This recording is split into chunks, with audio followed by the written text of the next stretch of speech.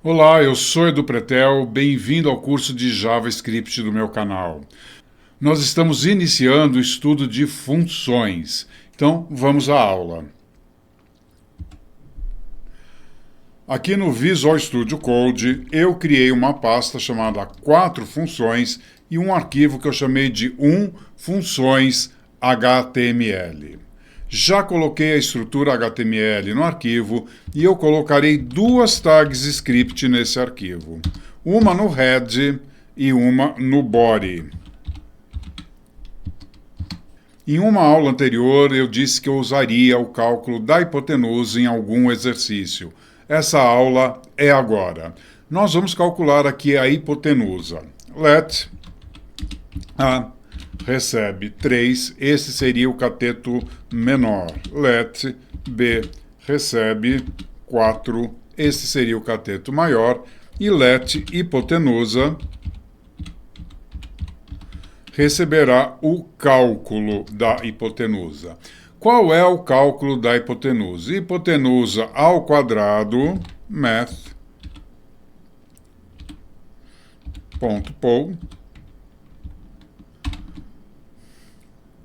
hipotenusa, vírgula 2, hipotenusa ao quadrado, é igual à soma do quadrado dos catetos. Então, vai ser o primeiro cateto somado ao segundo cateto, A mais B. Só que eu não quero a hipotenusa ao quadrado, eu quero a hipotenusa. Então, em vez de elevar a hipotenusa ao quadrado, eu vou fazer a raiz quadrada desta soma. Então, vamos lá. Math.sqrt,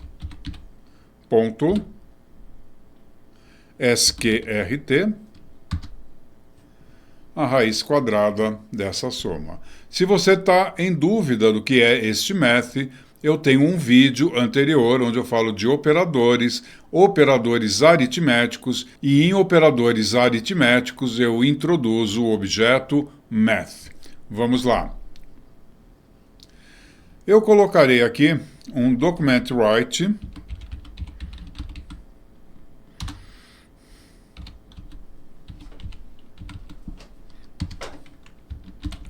hipotenusa, um documentWrite hr,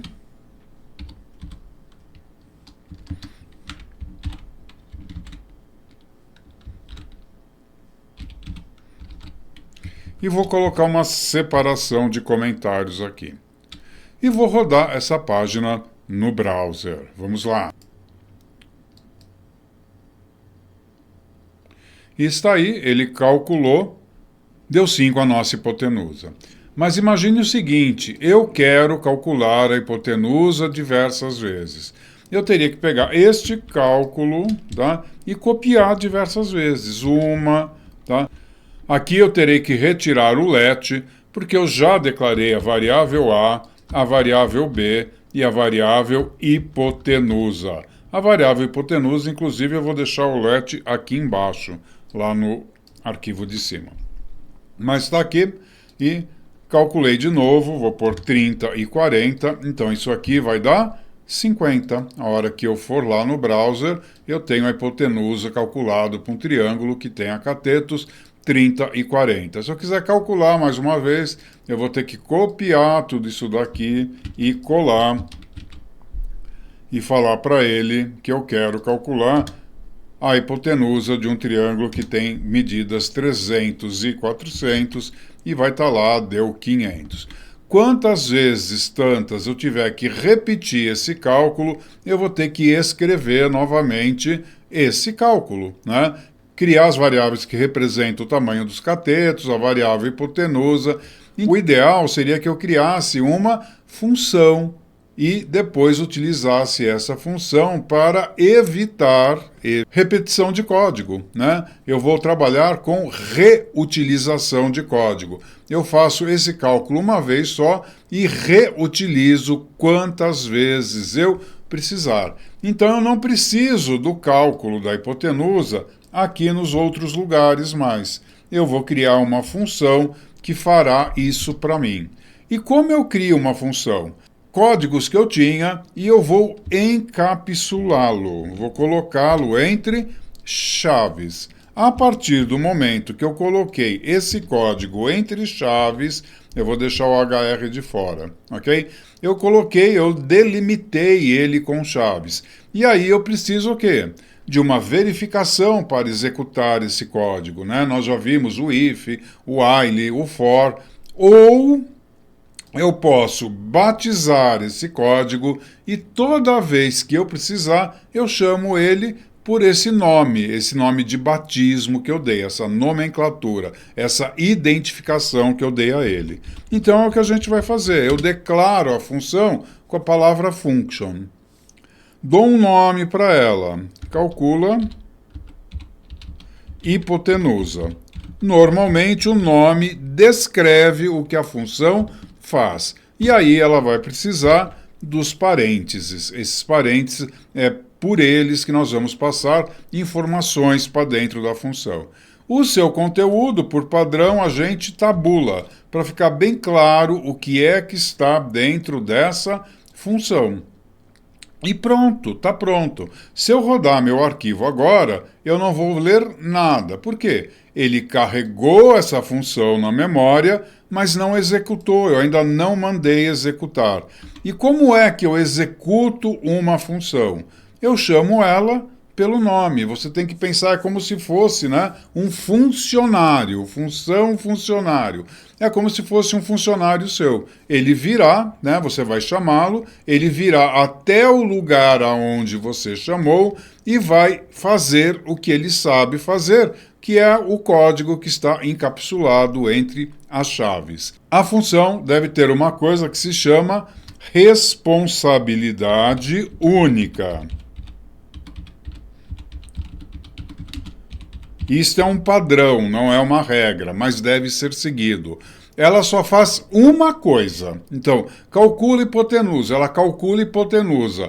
Ela não publica esse cálculo, ela não vai escrever no documento, ela não dará alert, ela só calcula hipotenusa. Ela não faz mais nada além disso. Então, a hora que eu chamar, ele virá no lugar que eu chamei. Como é que eu chamo? Pelo nome. Calcula hipotenusa. Está aqui. Calcula hipotenusa. Abri e fechei. Agora, se eu for lá no browser, pronto, está lá, ele executou. Exatamente aonde ela foi chamada. Eu posso chamá-la entre esses dois HRs. Tá? Esse cálculo será executado entre esses dois HRs. Então está aqui, calcula hipotenusa. Se eu for lá, ela calculou entre os dois HRs. Tá? Vou colocar mais uma vez aqui embaixo. E mais uma vez depois do último HR.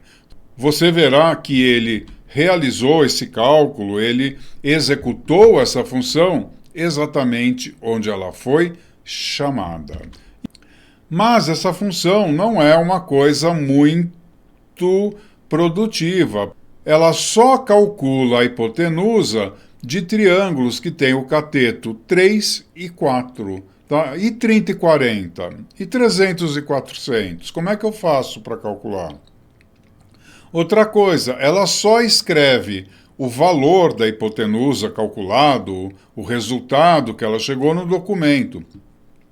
E se eu quisesse dar um alert, eu consigo? Não. Veja que se eu tentar dar um alert aqui, não vai rolar. Esse alert vai aparecer como undefined, ok? Então vamos lá, está aqui, undefined. Ele não consegue dar o alert. Por que ele não consegue dar o alert? Porque ela escreveu no documento, nós temos aqui os elements, df12, abriu o console, vim elements, tá? E aqui no meu script ela está falando assim, escreva no documento. Ela veio aqui no documento e escreveu, ok? Então, ela escreveu lá no documento, não aqui. Então, a hora que eu tentar dar um alert aqui nessa chamada, não tem nada aqui dentro. Quando eu executei essa função aqui, ela pegou e foi lá no documento e escreveu o valor da hipotenusa, e não aqui. Ela não escreveu nada aqui. Então aqui ele vai dar um alert de nada, ele vai dar um alert de undefined, não tem nada ali para ele dar um alert.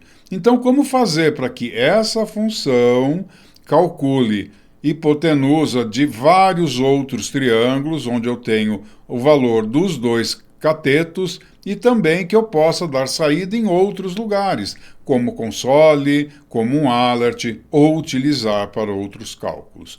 A única ressalva que eu faço: normalmente as funções elas ficam separadas do código, então eu selecionei, vou dar um Ctrl X e vou deixar ela aqui no head. Elas ficam separadas do código, isso é só uma representação, tá? E normalmente elas estarão num arquivo externo, eu tenho um repositório de funções, né?